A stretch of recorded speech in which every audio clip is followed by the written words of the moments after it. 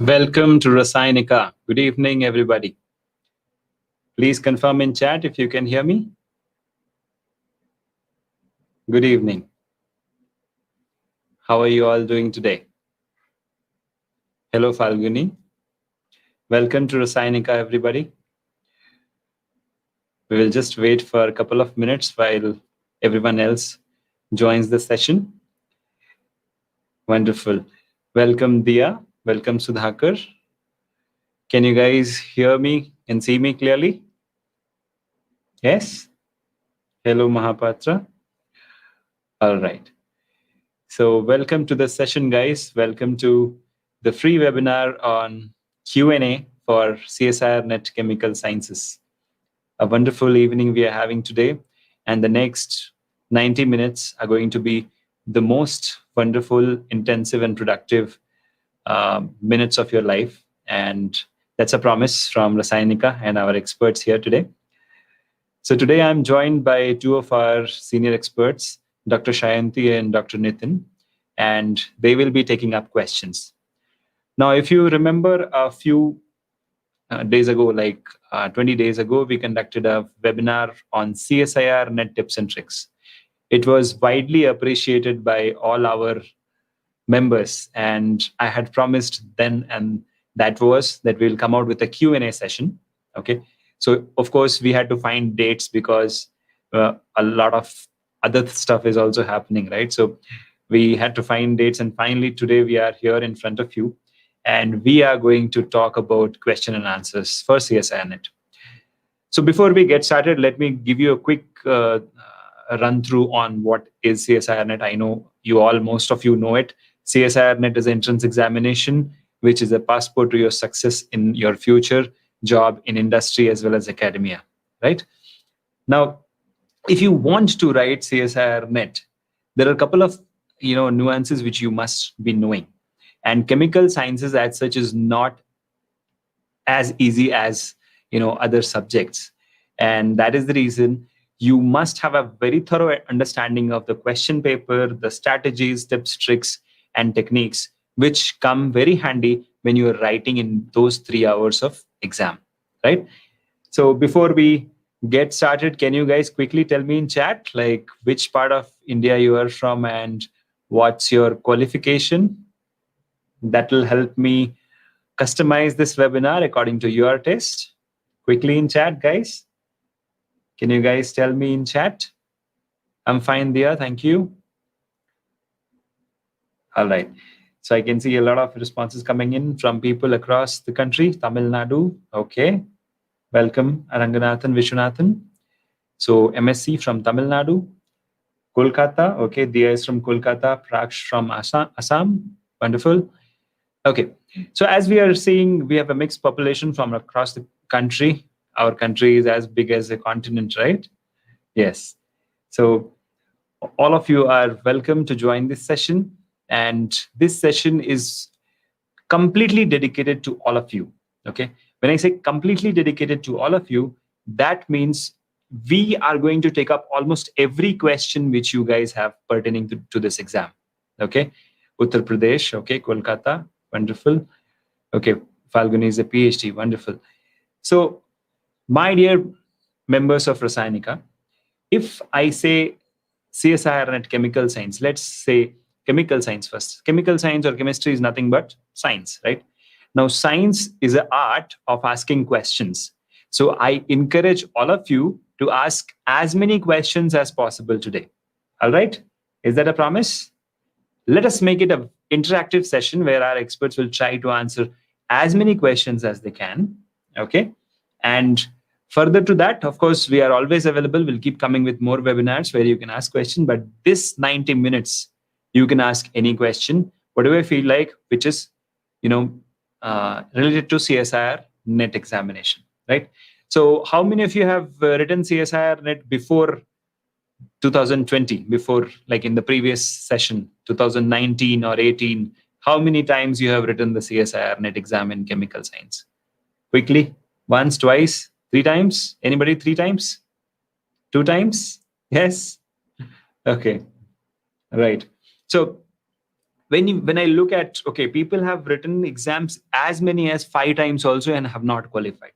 What really makes them right is, of course, the motivation, but what makes them fail each time is effort in the wrong direction.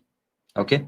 So suppose if I am sitting in Bangalore right now, and if I have to go to Chennai, then I have to go further down south, not north, right? The same thing. CSIR net needs direction. Now, unfortunately, most of us have finished our schooling and education in a university system where we are discouraged to ask questions. We are not encouraged to ask questions. But this exam wants you to ask questions, understand concepts, and you cannot understand concepts if you don't ask questions. Okay. So in this Q&A session, we will be first asking you questions. What we'll have is we ask our experts to compile a list of 10 important questions for CSIRNet. So they will be solving along with you, okay, as we go with the flow. So first they will solve some questions for you, okay, from organic and inorganic and physical chemistry. And later on, we will start taking up the questions, right? Now, whatever questions you have, if you want to ask, write a capital Q, press a dot, and then write your question. That way, it will be easy for us to pick out those questions from the crowd of all the comments, which is coming, okay? So let's get started. So our first speaker of the day is Dr. Nitin. I'll be passing on the controls shortly to him. But before I get started, I want you all to share this webinar link with all your friends, share it on WhatsApp, Facebook, Instagram, wherever possible, so that we can bring in more chemical sciences people, chemical sciences students, and we can reach out to them and help them make a strong career in research. Okay? So shall we get started? If you want me to get started, write in the comment box, eager to learn, ETL. Let's see how many of you are eager to learn today. Quickly in chat box. Eager to learn. How many of you are eager to learn? Okay, wonderful. Fantastic. All right. So now I'm passing on the controls to Dr. Nitin. And first he'll start with a small introduction, then he'll solve some questions for you. And later on, he will join us back with the Q&A session. Okay? All right. Over to you, Dr. Nitin. Thank you, sir, for the nice introduction and the opportunity to interact on live platform with our students of India. So as a student myself, I had difficulties to qualify this exam. We had to sit day and night to study, and I came up with something interesting for the people, and I have given some tips and tricks in the past webinar. So sir has promised that we will be conducting a Q&A session in the what you call the upcoming days, and as we found time, and this is the time we are going to do it. So I have picked a few questions from past CSIR examinations, maybe 2016, 2018, 19, so on. So few questions we'll discuss. First, what I will do, I'll I will show the question to you. How many of you can solve it? That you have to type in the comment box, so that I will be knowing the how prepared you are. If not, I'll give some 30 seconds for your response. If I don't get response, then I will go on the solving the question for you. Is that okay? Then shall we start? If I see a chat coming in, then I can start with the first question. Okay, so first question. I have picked this question from CSIR examination, which was conducted in June 2016. Now, first of all, I would like to ask you to read the question carefully. The correct statement about the conformations X and Y of 2-butanone are. Once you see this, one must understand it is from the topic conformational analysis, because this word indicates it is from the conformational analysis. So now one must know there are two conformations given, X and Y. So what are the options? If you go through the options, it says X is more stable than Y, Y is more stable than X. C, methyl group in X are untied to each other, whereas methyl group in Y are Gaussian to each other. These were the 4 statements. Out of 4 statements, how many are true for this particular 2 compounds? As such, if you see this structure, you will not be able to answer it.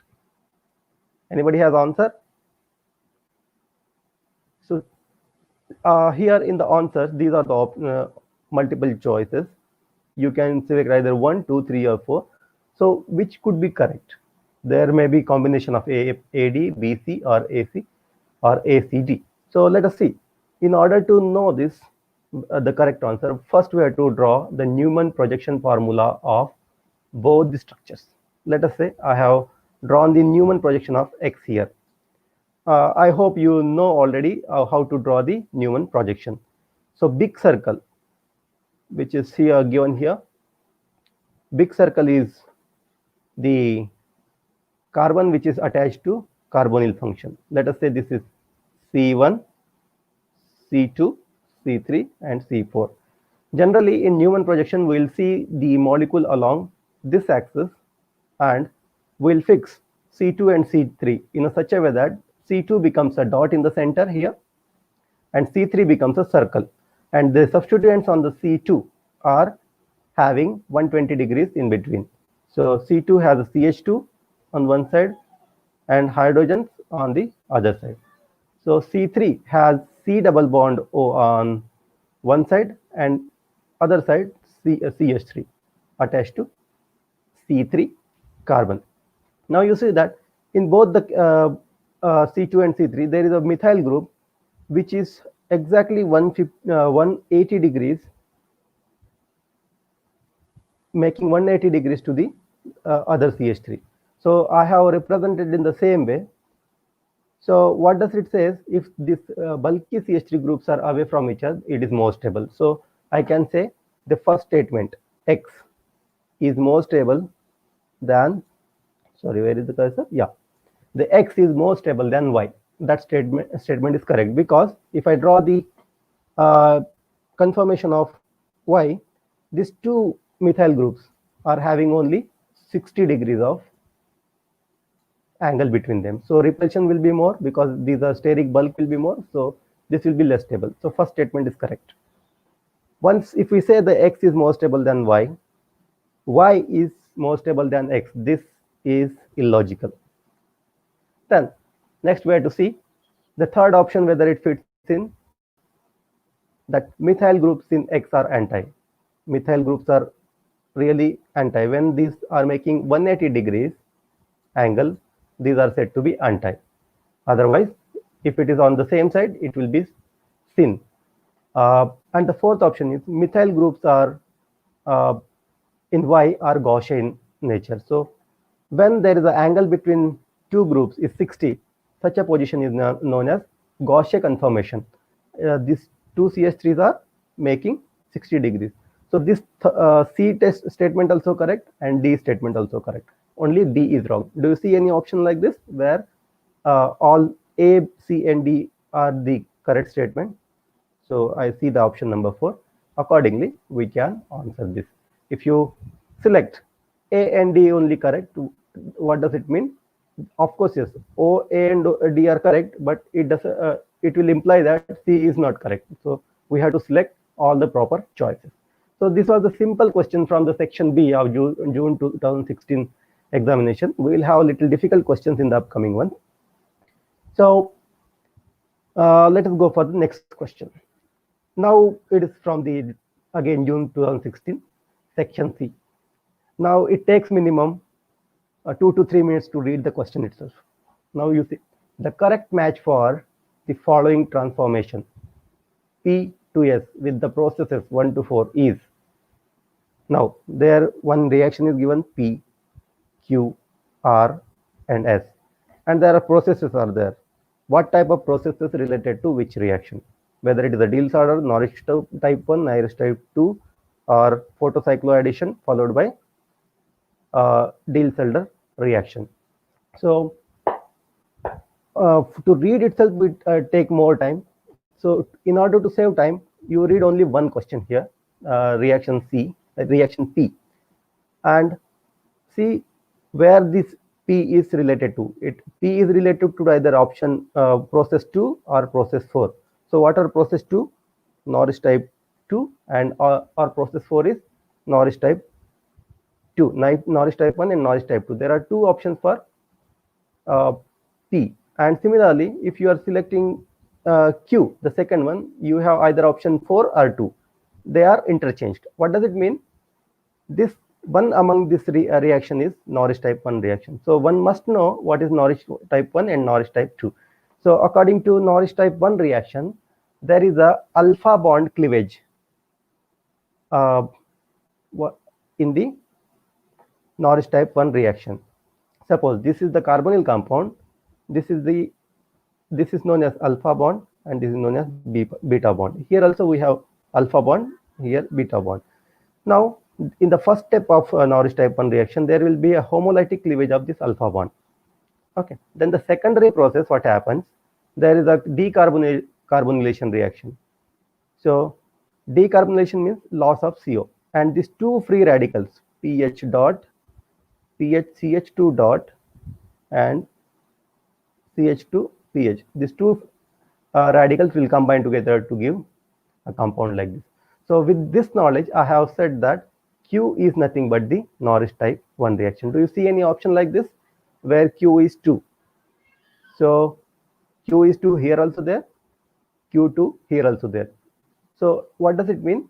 So definitely P should be 4th, Norris type 2, where the gamma hydrogen abstraction followed by beta cleavage. Here gamma hydrogen abstraction has occurred and there was a beta cleavage, then it gives the corresponding ketone. So definitely this is Norris type 2 reaction. Now the option is one among the 3 or 4.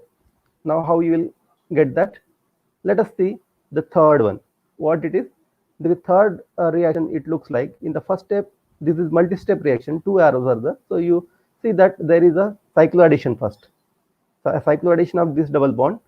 So photocycloaddition followed by Diels-Alder reaction. And this product is, this is cycloaddition product and this is Diels-Alder product. In the same molecule, there are two different areas where different reactions are occurring. So R is associated with 3. Do you see any option like this? R is associated with 3. So this is how we will pick. Then definitely the fourth reaction will be the leftover Diels-Alder addition, where the diene of this diene is reacting with the dienophile, that is triplet O2, to give the peroxide like this. So third is the correct answer. So these are the 4 mark questions. You should have the knowledge of Norris 1 type 2, Norris type 1, Norris type 2, Diels-Alder, photocycloaddition, how this oxygen, etc., etc. That's why the awarded marks are 4. Okay, it looks little. Yeah, I see some chats coming in. Somebody writes my organic is really total mess. Actually, doesn't matter. Start from the beginning. Everything will fine. I'll assure you. Okay.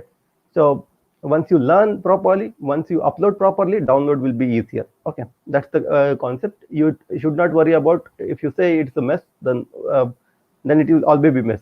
You say I'm going to clear the mess, then definitely you will do it. Okay, so we'll go to the next question. So I do see a few charts are coming in, but I will continue with my presentation. Okay, so this is another section C question in the 2016. Now you see it is a NMR question because H1 NMR data is given and carbon 13 NMR data also given, and there is a one value of infrared spectroscopy. So we have to find out the options. 4 options are there, the correct one. First of all, if you have the solid knowledge of IR, the ketone, there is everywhere C double bond O functions are there. So this absorbs in 17, 20, 15 region. Let me write this here sidewise somewhere. Here, C double bond O. The range for C double bond O is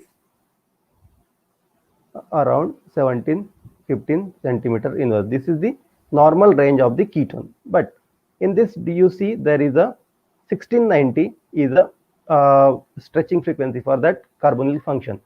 So it is always known that if this C double bond O is in conjugation with either double bond or phenyl ring, then the stretching frequency will go down. It will acquire partial single bond character, and it will come around less than 1700. So I see there is a less than 1700, 1690. So what I can confirm is this carbonyl is in conjugation with double bond, sorry, what you call benzene ring. So it must be one of the answer. And there is one more option is there where C double bond O is in conjugation with phenyl ring. Now what about this? This is also in conjugation with phenyl ring, but the problem is the esters. Esters will always have the values greater than 1735 onwards. The value of the stretching frequency of ester carbonyl will be greater than 1735. So I simply cross this because both are the esters, and the stretching frequency is not 1735 and greater. So I have left with only two options. Now, since I have taken help of now IR data, now I am left with H1 NMR and carbon 13 NMR. So carbon 13 NMR, if you see, please count the number of carbons there: 1, 2, 3, 4, 5, 6, and 7. So out of these two, which compound has 7 carbon peaks? If I count here, this is 1, this will be 2, 3, 4, 5, 6, 7, 8, and 9. So there are 9 total non-equivalent sets of carbons. So 9 carbon 13 NMR peaks. Here 1, 2, this will become equivalent 3, this is 4, 5, 6, 7. So without even touching the H1 NMR data, I concluded that the option number 1 is correct.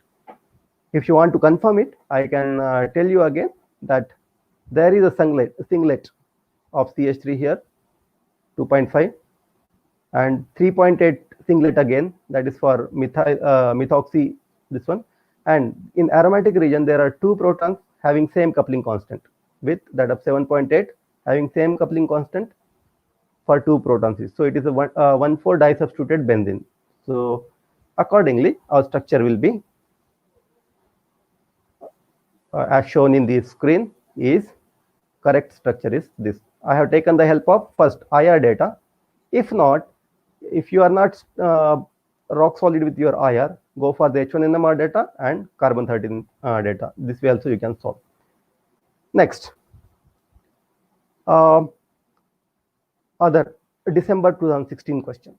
Now some questions will be very, very easy. If you look at, if you have studied some reactions, if you look at this structure, this has a particular structure, bicyclic system connected to 5-membered ring. So I studied somewhere in the Schleyer-Admanten process. Schleyer-Admanten process starts with a structure like this, which after reduction will give you this compound, and once you heat in presence of AlCl3, you will get the adamantane. So I don't have to think much about anything else. If I know that reaction, I can simply click this adamantane, nothing else. So this type of questions will be there where you don't have to spend more than half a minute. Okay, but certain questions we have discussed here, we had to spend minimum 4 to 5 minutes, and NMR also 4 to 5 minutes are required. So let us go for the next question. Now this is from NMR. If you have practiced many things like how many number of peaks, etc., but if you don't have the basic knowledge of NMR, you will struggle here. What it will say: 500 megahertz spectrometer showed a quartet. Quartet means it has 4 lines in it. 1, 2, 3, and 4. What is the position of the lines? 1759, 1753, 1747, and 1741 hertz. So everything is given in hertz. And what they're asking, find out the chemical shift value and the coupling constants of the quartet. Chemical shift value and the coupling constant. Chemical shift in delta scale is nothing but the chemical shift in hertz divided by instrument frequency. If I tell you the del is nothing but the chemical shift in hertz unit divided by frequency of instrument nu I. So what is the frequency of instrument here? 500. And if I take any value 1759 divided by 500, so it is approximately 3.5 ppm it comes. So do you see any option here? Yeah, there is one option 3.5 and second option also 3.5. Now the coupling constant values they are asking. So coupling constant is nothing but the distance between two lines in a multiplate. So this distance or this distance, you can subtract the lower value from the higher value and you will get the coupling constant value. 59 minus 53 is nothing but the 6 hertz. So this is your answer. It is very, very easy. You knew everything, and just simple logic application will lead you to the correct answer. So this is how one solves the question. Yeah, then let us go for a little advanced one in June 2016 again. So I found many interesting questions in the June 2016. Now this looks like one-step reaction, isn't it? Bicyclic system. It has carbonyl function on the strain ring and double bond function on the 5-membered ring. And what is the name of this compound? Trifluoro peracetic acid. So if I draw the structure for this, it will be like this. It is highly acidic compound. If you put it on your hand may burn. Okay. So while handling these chemicals, you should be very, very careful. There is a peracetic acid. So there are 3 oxygens in between carbon and hydrogen. So whenever this chemical is shown, you must remember that peracids and peroxides are used in Baeyer-Villiger oxidation. Baeyer-Villiger oxidation. And please compare this compound with the product. You will see there are 2 reactions. One, the ketone is getting converted into lactone, that is cyclic ester, and the double bond is getting converted into the epoxide. So this compound, the reagent has 2 functions. One, to bring about the Baeyer-Villiger oxidation, and second is the epoxidation. Now the answer some of you have written correctly. I'm really glad to see that. Now if you perform Baeyer-Villiger oxidation, so there are 2 positions it can insert oxygen on the either side of the carbonyl. So one which is more substituted will be preferentially get the oxygen on the carbonyl side. So this is the tertiary carbon. So the oxygen will be inserted here. This is the correct option. And there are 2 such options. Based on Baeyer-Villiger, we zeroed into option 3 and 4.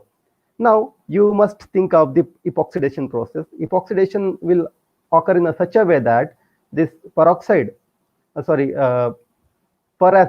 will come from the sterically less crowded side. So which is the sterically less crowded side in this? If you think of a tetra sp3 carbon here just in the question itself, now you see this phase relatively free compared to the back phase, because the back phase has big cyclic system, so it will oppose the entry of the peracid. So what do you think? The oxygen delivered to this double bond from the front phase, so this oxygen will stay on the above the plane of the screen. Therefore the option 3 is correct. So some of you have wrote option 3 without any delay. That's very good. You are going well. Okay, so I think this is good enough exercise for you, and we will have many more when you have questions. Okay. So we'll go to some solid state chemistry or physical chemistry portion. It will be a little more interesting. Let us say nearest neighbor distance in a crystal system of side length A is A root 2 in Now there are 4 crystal systems given: face-centered cubic, body-centered cubic, trigonal primitive, and primitive cube. Now if I take a primitive cube, or it is also known as simple cube. So what does it say? Simple cube has all 8 corners occupied by the atoms of a cube. So how you are going to calculate what is the minimum distance, the distance between the nearest neighbor? If this the selected atom A and this is the neighbor B, the distance between A and B is exactly equal to the length A. So, but what they are asking, the nearest neighbor distance in one of the system is A by root 2.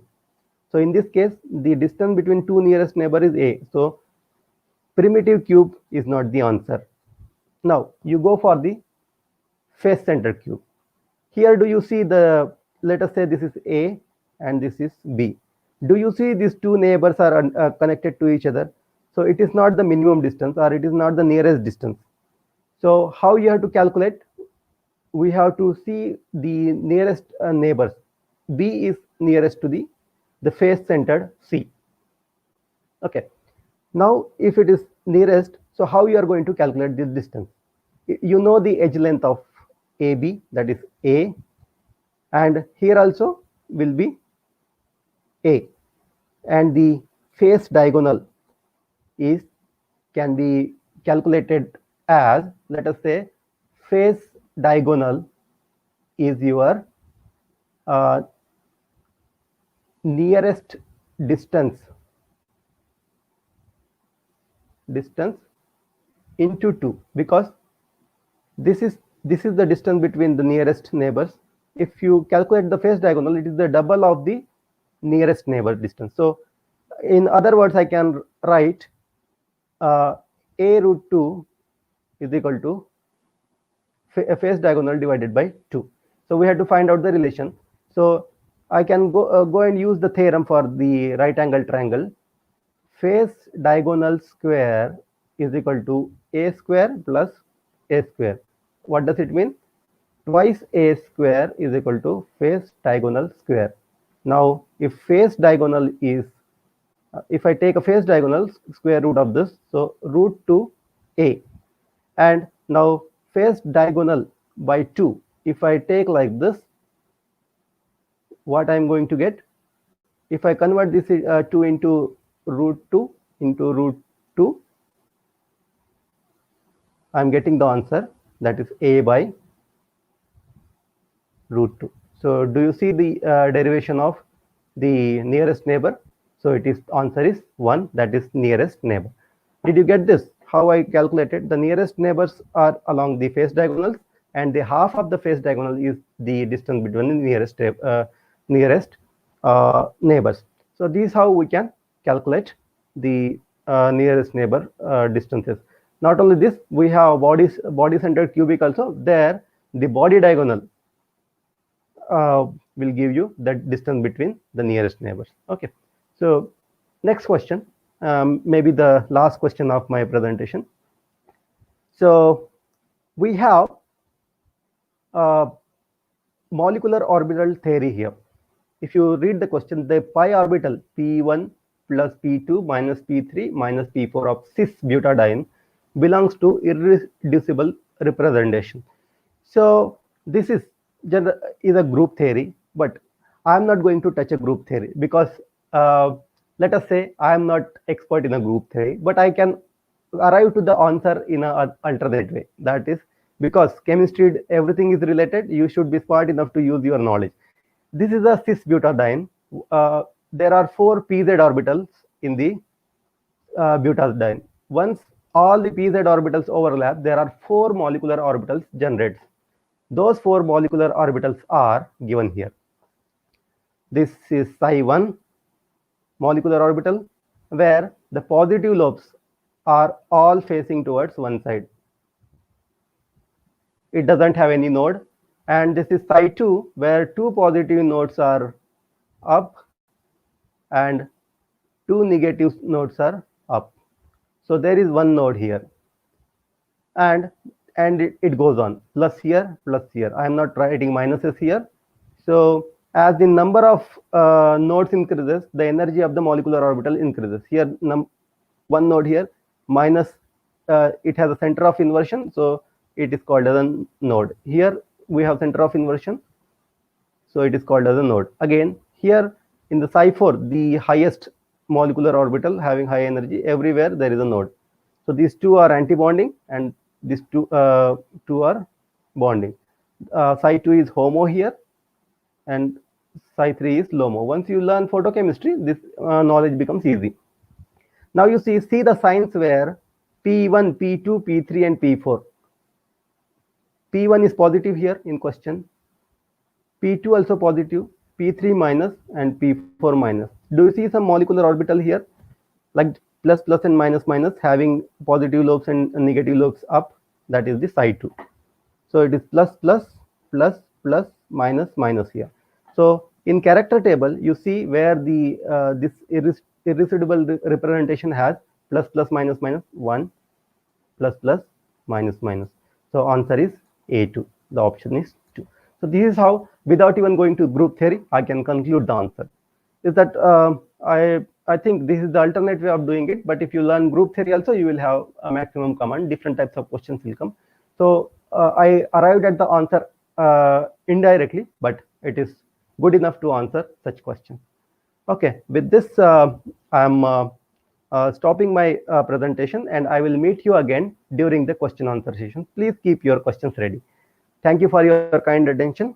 Now I'll pass over the controls to others, what you call our CEO and the. Okay, that was very nice. Thank you, Nitin. Okay, so that was Dr. Nitin, guys, and he showed you some challenging questions from CSIR Net Chemical Sciences, right? Quite insightful. I can see some of you might have missed it. Don't worry, the recording is right there. But you have joined at the right time, because after Dr. Shayanti's talk, we'll be starting the Q&A session. All right.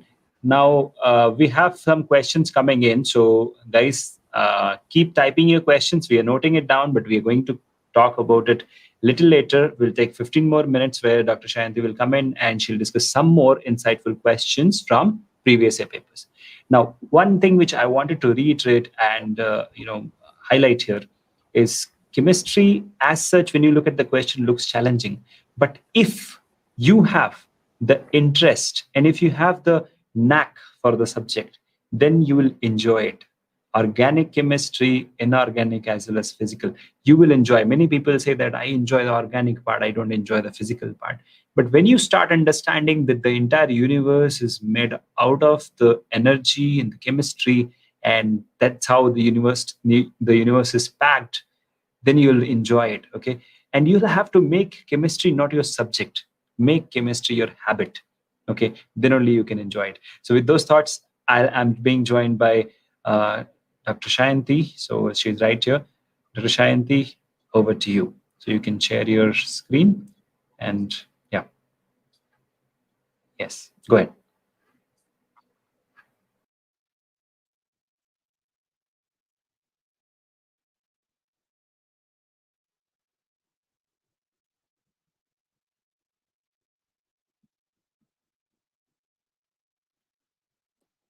Good evening, everyone.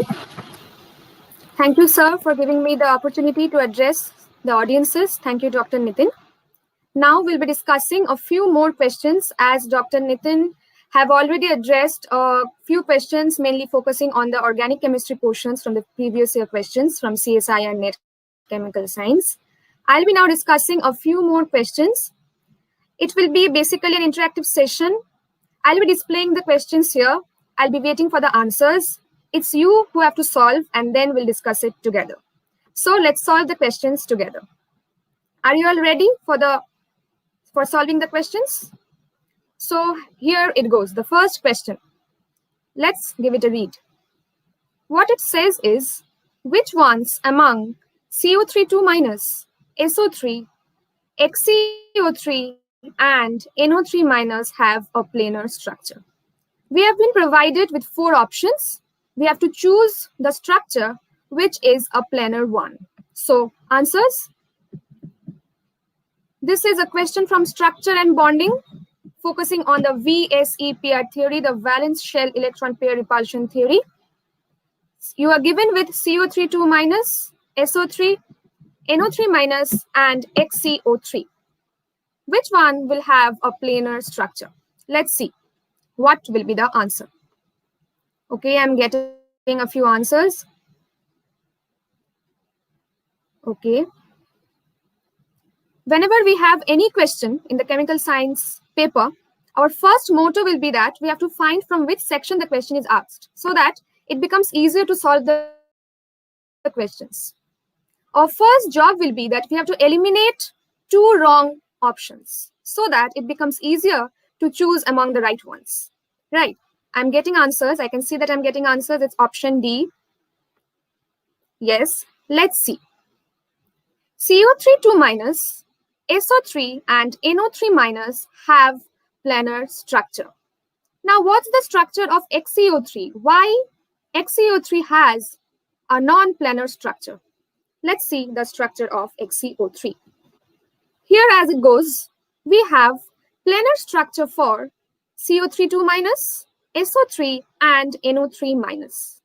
Now, the structure of XCO3 is a pyramidal structure.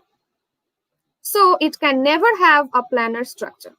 So, the options which will consist of XCO3 will be definitely our eliminated ones. Like we have to first eliminate those options in which we are provided with XCO3. So, option number A, B, and C automatically gets cancelled, and your correct answer is option number D. So, I hope this question is clear to all. Now, moving towards the next question.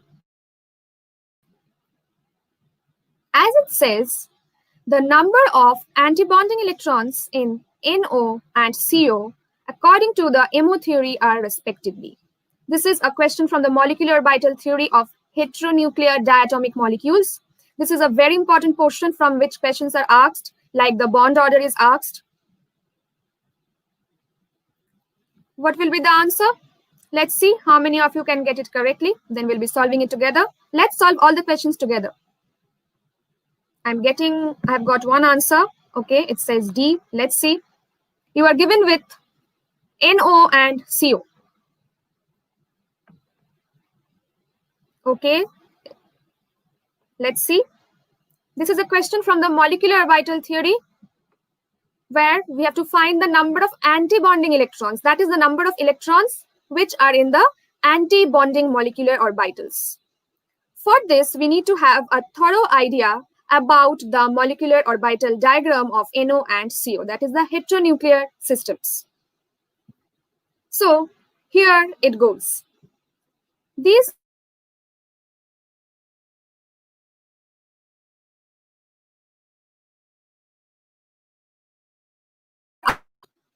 two antibonding electrons in the 4 sigma orbital. See, we have 2 antibonding electrons in the 4 sigma orbital. And the rest are my bonding orbitals, bonding molecular orbitals. So in case of CO, we have 2 electrons in the anti-bonding orbital. Now what about NO? Here as it goes, this is the molecular orbital diagram of NO. We can see that we have 2 electrons in sigma 2s star and only 1 electron is present in pi star 2py 2pz. So for CO, we have 2 antibonding electrons, and for NO, we have 3 antibonding electrons. So the correct option to the question, the number of antibonding electrons in NO and CO according to the MO theory, will be the option number C. I guess this solution is clear to all. Now coming next, we have a question from solid state. As Dr. Nitin have already discussed about simple cubic lattice, this is a question from packing fraction. the packing fraction of a simple cubic lattice is close to. We have been provided with 4 options as it goes 0.94, 0.76, 0.52, and 0.45. So let's see what will be the answer. Any answers? Okay, I'm getting answers. Answer C. Okay, I'm getting answers. Dr. Nitin had already discussed about FCC, BCC. This is a question from the packing fraction of a simple cubic lattice. Let's see. This is a simple cubic lattice as the figure goes, where we have the radius equals to R and edge length equals to A. For edge length A, we know that 2R, 2 times the radius will give us A. So as packing fraction goes, it will be equal to the total volume which will be occupied by the spheres in a simple cubic lattice divided by the total volume of the cube. So the volume of the atoms will be 4 by 3 pi r cube, and which when divided by A3, a to the power 3, that is the total volume of the cube, will give us the packing fraction to be pi by 6, that is 0.52. It's really good to see that I'm getting such responses, such quick responses. So I guess this question is clear to all. Moving next, we have a question from the Lambert-Beer's law. That is, this is a question from analytical chemistry. Give it a read first. The appropriate reasons for the deviation from the Beer's law among the following are monochromaticity of light, very high concentration of the analyte, the association of the analyte, and the dissociation of the analyte. We are provided with 4 options. The first option says A, B, D. The second option says B, C, D. The third option A, C, D, and the fourth one A, B, C. Let's see what will be the correct answer. I'm getting responses. Yes, very good. Okay, you're saying it B. Let's see.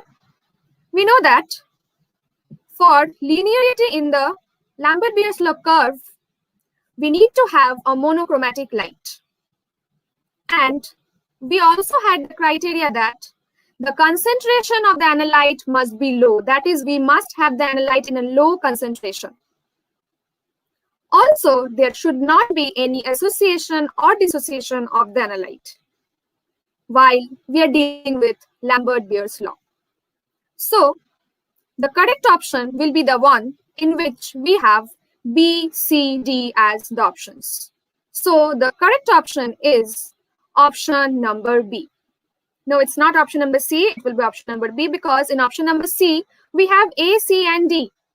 And monochromaticity of light is a complete must while we deal with Lambert-Beer's law. This is a very important criteria for Lambert-Beer's law. So the factors which can lead to a deviation from the Beer's law are high concentration of analyte and the dissociation and association of the analyte. So the correct option will be option number B. That is B, C, and D. Now moving to the 5th question. This is a question from coordination chemistry. This is really a very important question where we'll be dealing with the spectrochemical series. For solving this question, we need to have a clear-cut idea about the spectrochemical series, the position of the ligands in the spectrochemical series, the strong field ligands and the weak field ligands. Here, it is said that the complex that absorbs light on the shortest wavelength is FCOF6 3-, COH2O whole 6 3+, CONH3 whole 6 3+, and COOX whole thrice 3-. That is the oxalate ion. Let's see what will be the correct answer. Okay, I'm getting responses. It's a mixture of C and B. Let's see. For solving this question, we have to keep in mind that greater the separation between the T2G and the EG levels, greater will be the frequency and lesser will be the wavelength. So, After seeing the spectrochemical series, that is the position of the ligands in the spectrochemical series, what we need to do is that we need to find that ligand which will cause the highest amount of splitting. Because greater the splitting, greater will be the separation, that is the energy difference between the T2G and EG levels. And so we will have the shortest wavelength for that particular ligand, which will cause the highest amount of splitting. So let's see the spectrochemical series. Here it goes. Let's find the position of F minus. Here we have F minus, then we have water, then we have NH3, and we have oxalate ion. As it goes, among all four of them, the highest amount of splitting between the T2G and the EG levels will be caused by NH3. And we know that greater the amount of splitting, that is higher the energy difference between T2G and EG, higher will be the frequency.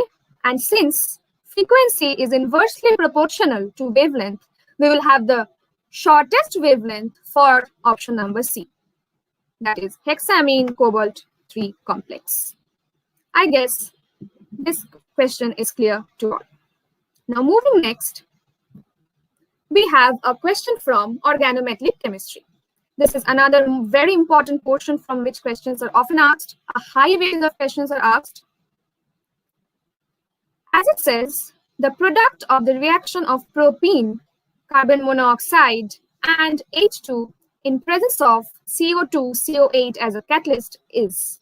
This is a question from organometallic catalysis, in which we are provided with propene and we are asked to give the product of the reaction of propene with CO and H2 in presence of CO2, CO8 as the catalyst.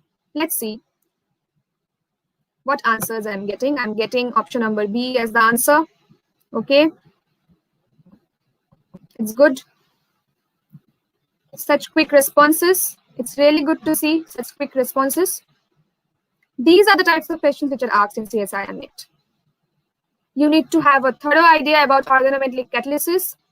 Now, this is a question from hydroformylation. Similar types of questions might also be asked from Wilkinson's process, Wacker's process, Monsanto acetic acid process. Whenever you are asked to show the hydroformylation of propene using CO2, CO8 as the catalyst, we get butanol as the product. This is the catalytic cycle of hydroformylation or oxo process. Here, R will be equal to a methyl group, and the product will be R CH2, CH2, CH2. That is CH3, CH2, CH2, CH2. That is, will have butanol as the product. Whenever we are undergoing hydroformylation reaction of propene, here R will be a methyl group. In such case, we'll have butanol as the correct answer. I guess this question is clear to all. This is a very important question which was asked for 4 marks in CSIR NET Chemical Science examination. Similar questions might be asked from other catalysts too. So we need to have a thorough idea about the all types of catalysis from organometallics. Now coming to question number 7. This is a question from acid-base chemistry. Let's see. We are provided with SBF5 and 2 equivalents of HF. SBF5 and 2 equivalents of HF. Let's see. Let's see what are options. The options are H2SBF3 plus 2F2, HSBF2 plus 3F2,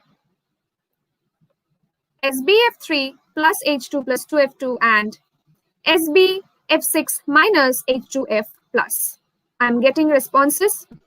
Okay, such quick responses is really good to see. Option number D is mostly the answers.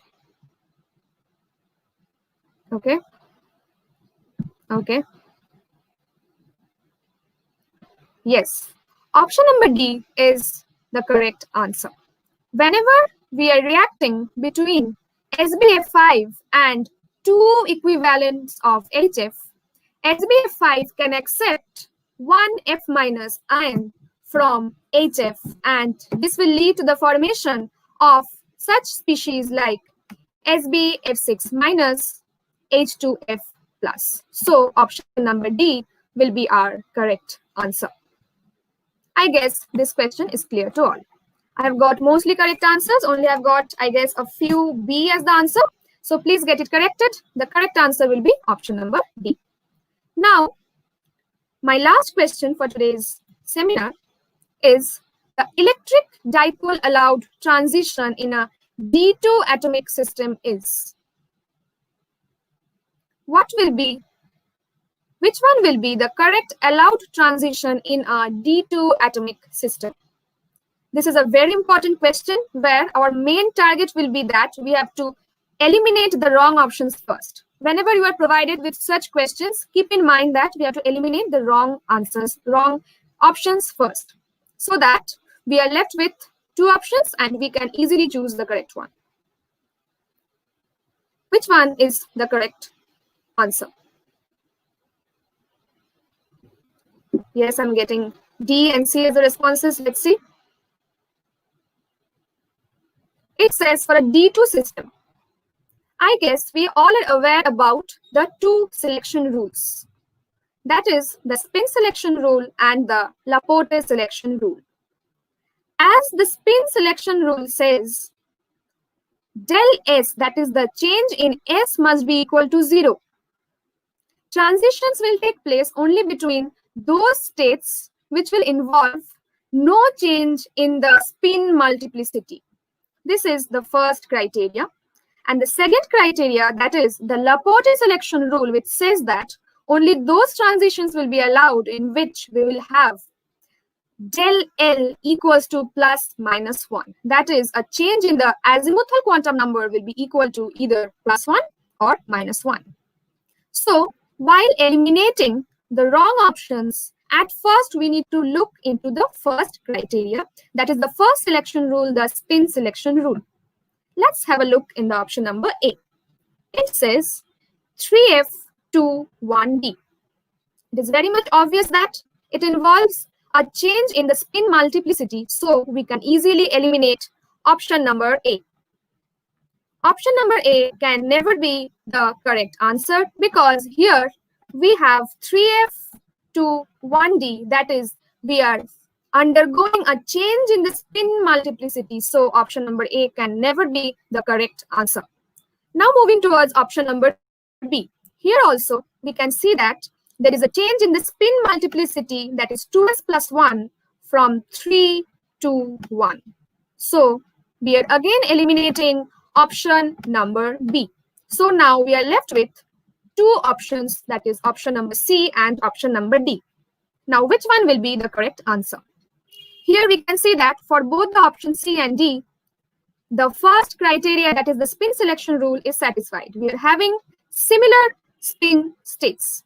Now let's have a look at the Laporte selection rule, that is del L equals to plus minus 1.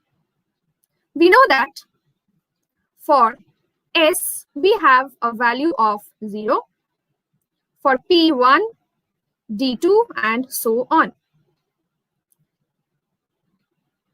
In this case, we need to see the cases where there will be a change in the azimuthal quantum number of equal to either plus 1 or minus 1. We know that for option number C, there is a change in the azimuthal quantum number by 1.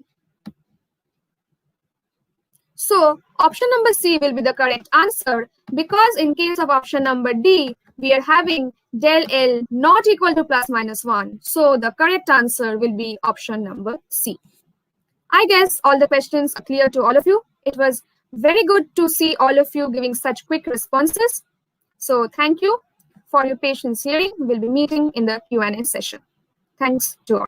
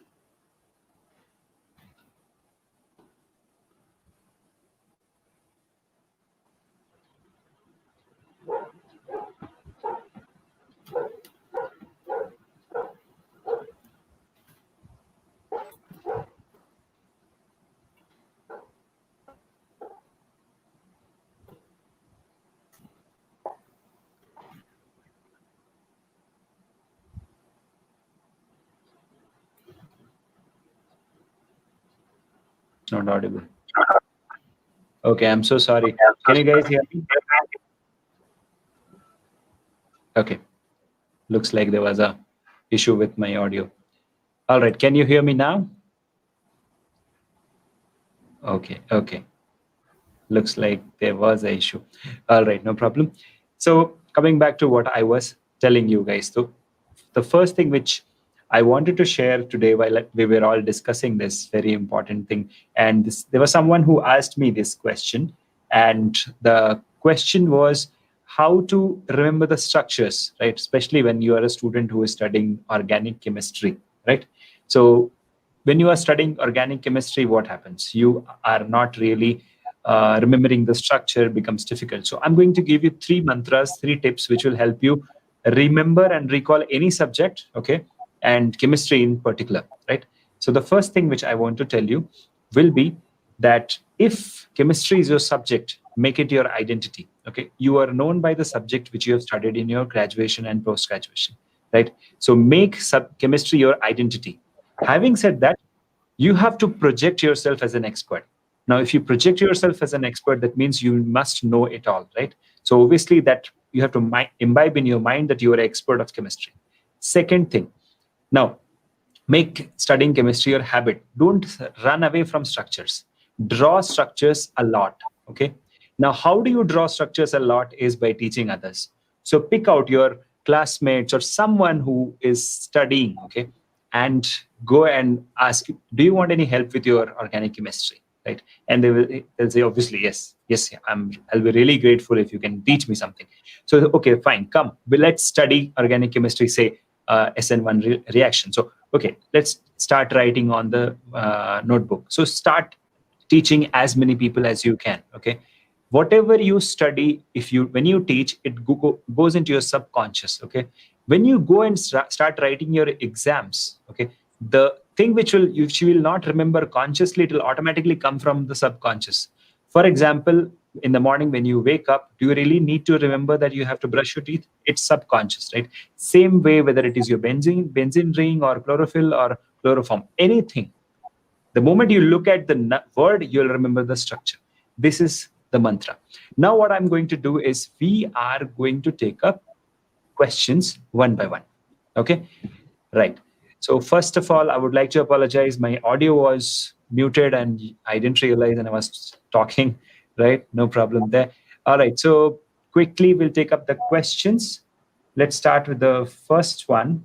Let me quickly scroll up because there were a lot of questions coming in. So we have the first question coming up from Falguni, and she says that I did my PhD, but I don't have CSIR net. Is it mandatory to have CSIR net? Okay, so that's the first question coming up from Falguni Chandra. So Falguni, as per my experience, okay, let me take this question myself. So as per my experience, if you don't have a PhD and if you want to progress in your career, if you have a PhD, very good. If you don't have a PhD, you must have it. And if you have a PhD with a CSIR net qualification, getting into academia becomes very easy, right? And that's something which is a primary requirement because government keeps changing rules. But one thing always remains is if you have a CSIR net LS or net JRF qualification, you are readily accepted into PhD. The second thing which I have seen, whenever a professional transitions from an academia to an industry, you have to obviously put up your resume. You have to send across your resume. And when you write that you have a CSIR net plus PhD, the recruiter already knows that you stand out of the crowd. But because say 50,000 or 60,000 people are writing this exam, you are out of this crowd. Now, if I say there are like 5 lakh people who are graduating and post-graduating in chemistry this year, then you are in the top 1,000 people who have already got this qualification. So for the recruiter, they already know you have the knowledge and it is certified by a national level exam because these are competitive exams. There's no passing marks. There's a cutoff marks, right? So I hope that answers your question, Falguni. Now we'll have questions coming up. So, okay, there's a question from Akash. I'll pass it on to, I guess, Nitin. So, Nitin, there's a question from Akash who says that is there any other exam apart from chemical sciences CSIR net which will provide us fellowship? Over to you, Nitin. Yes, sir. Thank you for this question. Yeah, other than CSIR-Net, GATE is the exam, which is really, really competitive. Equivalent to CSIR-Net, you can prepare both. And the saying says, one stone, two birds, you can do together. And not only that, and you can go for IISc Bangalore, their entrance test is there for PhD. And Central University of Hyderabad conducts different exam for themselves. And some DRDO exams are there. There are many. If you just type on Google, Google will tell you. So this is the minimum information, maximum information in minimum time I tried to give you. So any other questions? All right. All right. So that's the answer, Akash. We have a lot of exams. What we can do at Rasainika is we'll put up an article where we'll enlist all the entrance exams available in chemistry, which has got a fellowship. I think that's a wonderful idea which we can do. But in the shortest possible time, Dr. Nitin has told you, you have CSIR-Net, you have GATE, and various other departments like DRDO and other exams are always there. But we will certainly put up an article, and our editorial team has noted that down, and we will do that for you. So that's for Akash. And Akash also said that organic is a total mess. So that was the answer I gave you, Akash, that if you feel it's a mess, first thing, make organic your habit. Start studying and start teaching organic to your friends. As simple as that. Okay, don't be scared. Don't run away. Okay. So now we will move on to our next question quickly. Some of the questions got deleted here. So, okay. So how to learn structures? That's a question by Swapna Samla. How to learn structures and how to remember it. Over to you, Shayanti. You can answer that. Yes. While dealing with structures, we have both structures in both physical chemistry, like organic chemistry and inorganic chemistry. While dealing with inorganic chemistry, please be very thorough about the VACPR. The VACPR theory, that is the valence shell electron pair repulsion theory. Be thorough with the Lewis structures, because before dealing with the VACPR theory, we need to have a clear-cut idea about the Lewis structures. As you all know about the valences and all concept from our +2 levels. So in inorganic chemistry, the main thing which deals with structures is the VACPR theory. Next, coming towards the organometallics portions, there we have the Wade's rule. There we have, in coordination chemistry, we have isomerism. In isomerism, one trick I can say is that make a chart. There are various complexes in coordination chemistry which can be remembered in a very tactful way if you make charts. Like I have said in my last webinar on tips and tricks, that making your own written notes, like the handwritten notes, it will be very much beneficial to remember all the charts. But for inorganic chemistry, what I would suggest is that be very thorough with the VACPR theory if you want to remember structures. Like in my first question, I was dealing with the XCO3 part. There are various ways in which we can determine the structures in VACPR, like we remember the chart, the VACPR chart. Now coming towards the organic chemistry structures portion, I guess Nitin sir will be able to give a detail about that. The organic All right, so over to Nitin. Yeah. Yeah. So organic chemistry, as sir told, it is the interest. If I say benzene, it's a hexagon. If I say cyclopropane, it's a triangular system. You relate something, one structure to the other, it will be easy for you. How we can write it. So best way to practice organic chemistry. Organic chemicals are volatile chemicals. Therefore, organic chemistry also is a volatile chemistry. Read it today in the morning. Tomorrow morning, you will forget again. So do one thing, repeat, read, and write. Not only read, what gets into the mind first, please put it to the paper.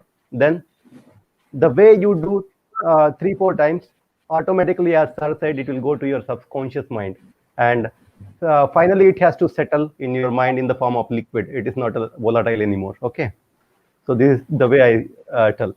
And if you see some new compound, new name, try to draw its structure 2-3 times and try to remember next day. If you don't remember, go back to the same book and write it again. Then you will never forget this. This is the only way I can tell you. All right. So there you have it, guys. If you want to remember your structures, the first thing which Dr. Shayanti told you is concepts. Be very thorough with your concepts. And you cannot be thorough with your concepts unless you read it again and again. Okay. And if you really want to read it again and again, like I told you earlier, start teaching someone. That's very simple, right? Catch hold of any friend and say that, hey, come, if you cannot come to my house, let's connect on a Zoom call and, start talking. let's teach each other. Okay, chemistry is not a thing where you memorize and it's not a ratification which you can do. If you teach more, you earn more, right? That is how you learn more, right? And like Dr. Nitin told you, so it's a volatile subject. Okay, it goes away, it just vanishes overnight. It doesn't stay for more than like half a day also. Let me give you example. So we had this structure of cyanocobalamin. It was a very difficult structure, right? Vitamin B12. So we had to remember it, right? If you have to remember such structures, so one way is to, of course, create memory milestone. That is another thing which I wanted to tell you. Memory milestone is something which will you relate to the regular world and try to relate to that and then remember. But it doesn't happen all the time. The best way is to teach. This is my personal experience. If you really want to be a master of organic chemistry, or for that matter, any part of chemistry, teach. Okay. All right. So without taking much time, there is a very interesting question coming up from Mayuri Jain. And she says that, is there any platform where we can solve our doubts in a group on a daily basis? So the first thing which I want to tell you, Mayuri, we have study groups where we give online coaching for CSIR students. So if you are a part of that, yes, we solve questions on almost a daily basis, right, Nitin? We do that almost on a daily basis, right? So you can join that and that will help you. But we are also trying to come out with something similar on our Rasayanika YouTube channel and Facebook Live, where we all can come together. Okay, we'll SMS you, email you that, okay, we are going to come live, and we can put a notification on the website. Rasayanika is very popular, right? So you can come up there and you can check out, and then you can participate. Okay, so that's one thing which we can do for you, Mayuri, and for all our fans of Rasayanika. Okay. Now, next question coming up is from Sandhya, and she says, please give me some tricks or methods for solving physical chemistry. So over to you guys. For physical chemistry, one thing I can suggest is that as I said, make your handmade notes for the formulas. We have to be very thorough with all the formulas. Like we have thermodynamics. Take a A4 size paper, write down all the formulas from the beginning, like for all the type of systems, for the cyclic process, for the reversible process, for the isothermal, adiabatic, and all. Then coming towards chemical kinetics, we have the first order, second order, third order reactions. We have the consecutive reactions, parallel reactions, the chain reactions. Make your handmade notes, because suppose you are solving the problems. Before beginning to solve the problems, if you first have a glance with all the formulas, then I think it becomes easier to solve all the problems. And coming towards the units, in physical chemistry, one thing we have to be very thorough is that with the units, we have to remember all the units of all the quantities, because usually questions are asked from the units, and students are always, what I have seen is that students make mistakes in the units portion. So for solving physical chemistry questions, 2 tips I can give: make your handmade notes, take A4 sheet paper, 1 paper for each topic. Like for thermodynamics, I don't think 1 paper will be enough for thermodynamics. There are so many formulas there. Then we have chemical kinetics, we have molecular spectroscopy, where we have so many formulas. Keep all the formulas in hand. In one notebook, write down all the formulas and try solving as many questions as possible, because that will be the best way to solve with all the numericals, I hope. All right. So there you have it, Sandhya. But I would like to add one more thing. Have you ever wondered that why exactly this syllabus is so exhaustive, right? The university syllabus and this syllabus, when you compare, the syllabus is really exhaustive, right? The reason is because CSIR net is a rejection game, like I've always told you. It's not a selection game. Now, if you really want to get selected in a rejection game, then you have to be smarter than others. And if you have to be really smarter than others, then you need to utilize all the study tools which are available in the market, okay? And create a lot of memory milestones, relate to the regular world, okay? And then connect it back with your concepts, okay? Read your concepts most of the time, teach your concepts, and then it will help you. Now we have next question coming up, and there is from Sujit Singh. Is GPET qualified student getting a fellowship for PhD in pharmacy? Over to you guys.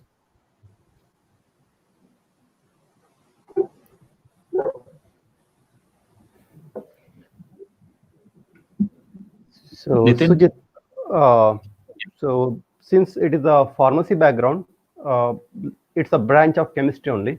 I would like to know the long form of GPAT first. If you can type the. So that's a exam for after B Pharm they write. So that's for M, not for PhD, right? Okay. So it is I guess graduate pharmacy aptitude test. Yes. So I'm sorry, I'm not aware of this exam. All right. So I'll come in here. So GPAT is exam to get into your M Pharm. So it will not give you a fellowship in PhD. You have to write CSIR net for that. Okay. I hope that answers your question, Sujit. Coming up, so Rani Kumari says that, sir, could you please give some suggestions solving numericals in physical chemistry? Okay, over to you guys. How to excel in that? For numericals portion, what I would suggest is that whenever we are given with a particular question, suppose you are given with a question from chemical kinetics, the first thing is that we need to identify the chapter and the topic or the subtopic from which the question is asked. Then quickly close your eyes and in the examination hall, remember that particular formula which you studied while solving the numericals at home. Remember as I already said, that remember the units for the numericals. Whenever you are solving any particular numerical in physical chemistry, because numericals are mainly asked from physical chemistry, keep one thing in mind is that whatever you are supplied, you are given some supplied data. First, write those data in the rough sheet. And then try to fit those data in the particular formula. And automatically you will see that the question, whatever they're asking in the question, you are able to get that value using all the provided data. So keep in mind is that we have to write all the provided information, that is all the data which have been provided, so that we can easily find out whatever we are asked in the question. All right. So I hope that answers your question. Next is a compliment from Natraj, and he liked the webinar. Thank you, Natraj. Our earnest desire is to make sure that all of you are enriched and enlightened by the efforts which Rasainika team is making on a regular basis. We'll keep coming with more webinars like this, so don't worry, we'll keep enriching you all. Moving on to the next question. Let's quickly scroll in. Okay. I guess there is a. All right. So I would like to add to the previous answer which Shayanti gave about the formula. So remembering formulas, how do you do that? Right. I'm sure somebody will definitely ask me this question later. So let me answer that. Formula, right? Formula is something which comes to you like a, okay, in a mathematical form. Whenever you look at a formula, don't just look at the formula, look at the derivation part of the formula, how it is being derived. And if you remember the derivation part of the formula, then definitely you remember the formula. And even if you forget the formula, your mind can calculate that formula or come to that formula in seconds. Okay. And trust me, whether it is thermodynamics, whether it is any topic in chemistry, you can come to that if you know the derivation part of it. Okay. So that's something which I wanted to add up here to the question. Okay. Now, quickly coming in, we are getting a lot of questions, running out of time as always. Okay, let me quickly scroll.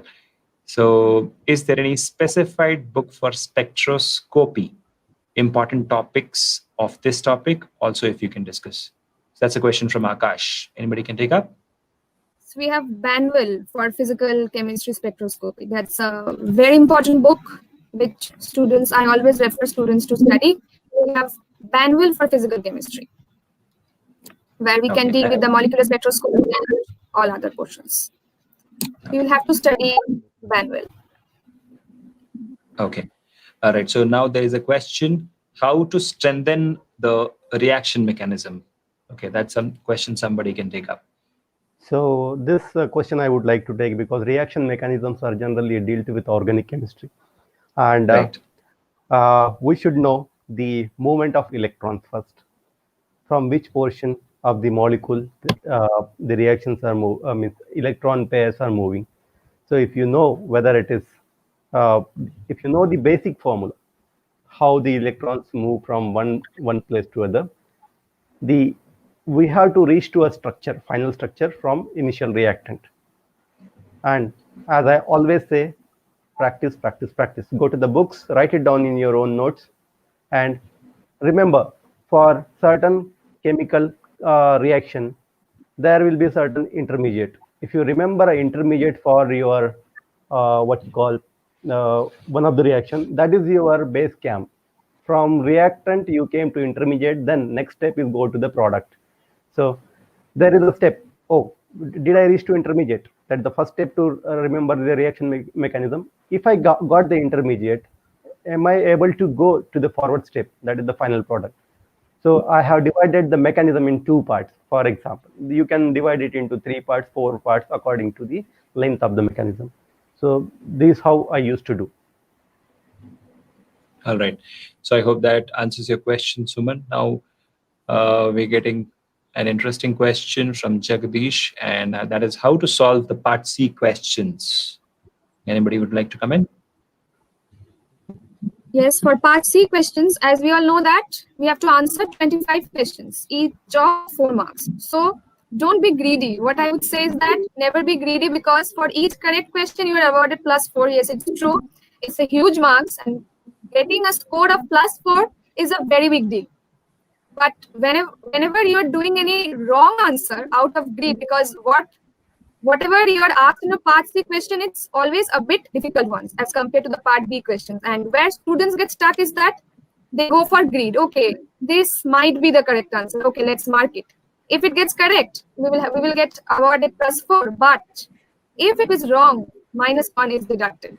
And -1 is also a very big deal. Yes, +4 and -1. +4 will award you, but -1 can also decrease your rank. And I have seen that for 0.01 point also, people are not qualifying in CSIR. So one tip that I can give for solving the part C questions is that don't go for greed.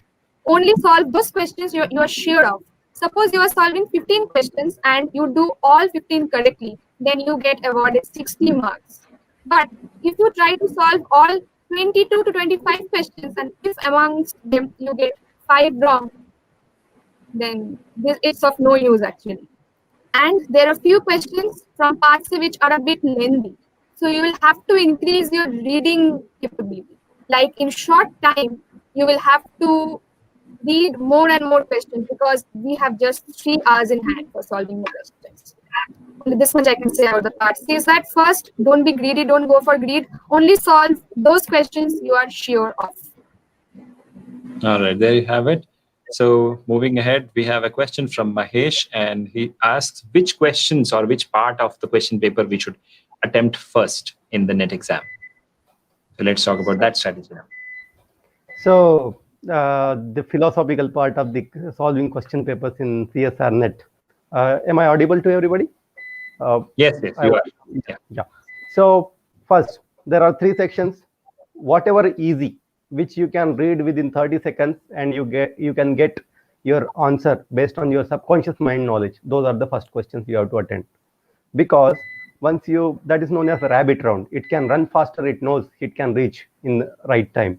Then second round is the tortoise or the turtle round, where it knows the answer is there, but I had to spend some time on the calculation part. It takes time. If I spend 10 minutes for the question number 10, and I won't get time to reach to the question number 50. If I do this exercise of solving 10 minutes for each question for 5 minutes, I am losing 50 minutes there itself. Okay, so first, the easiest one, finish it off from question number 1 to question number 120. Then come back, count how many you have done correctly. Then go to the question number B, like a turtle. I know I can win if rabbit sleeps, and it takes time until I reach rabbit will sleep.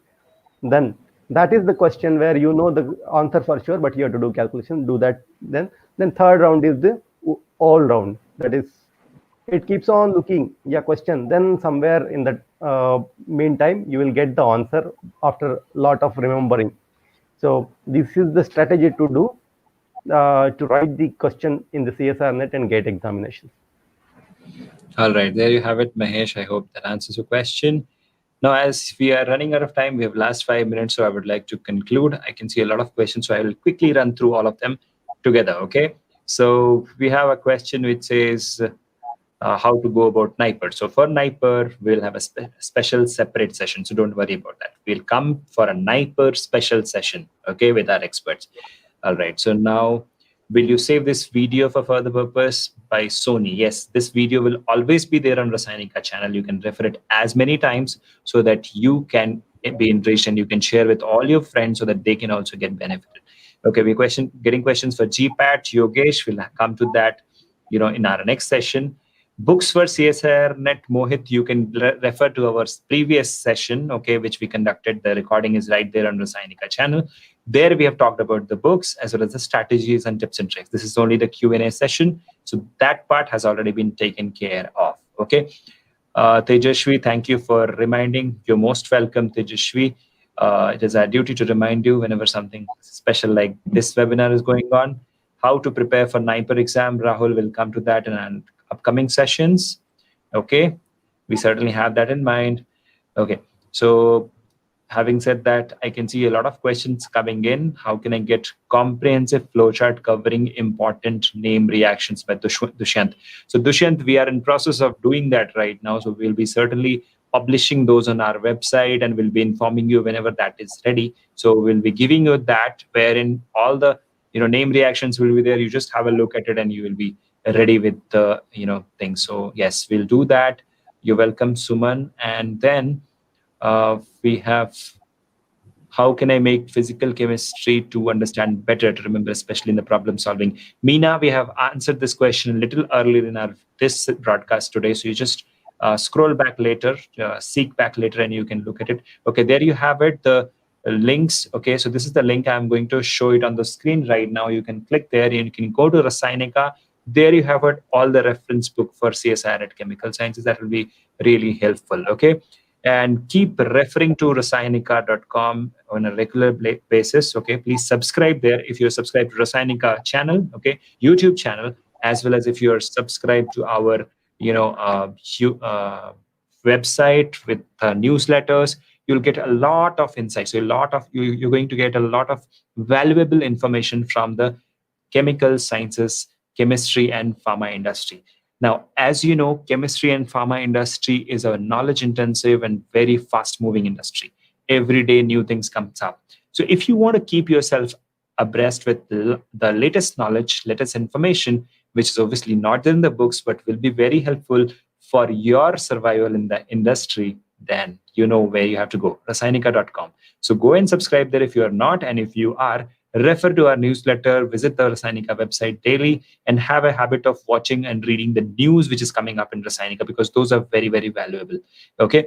Now, I'm getting a lot of requests for doing these kind of sessions on a regular basis. Yes, guys, we'll certainly do that. Okay. We have a lot of things on our list. So we have NIPER coming up. We have something related to your, drug and pharma industry coming up. Okay.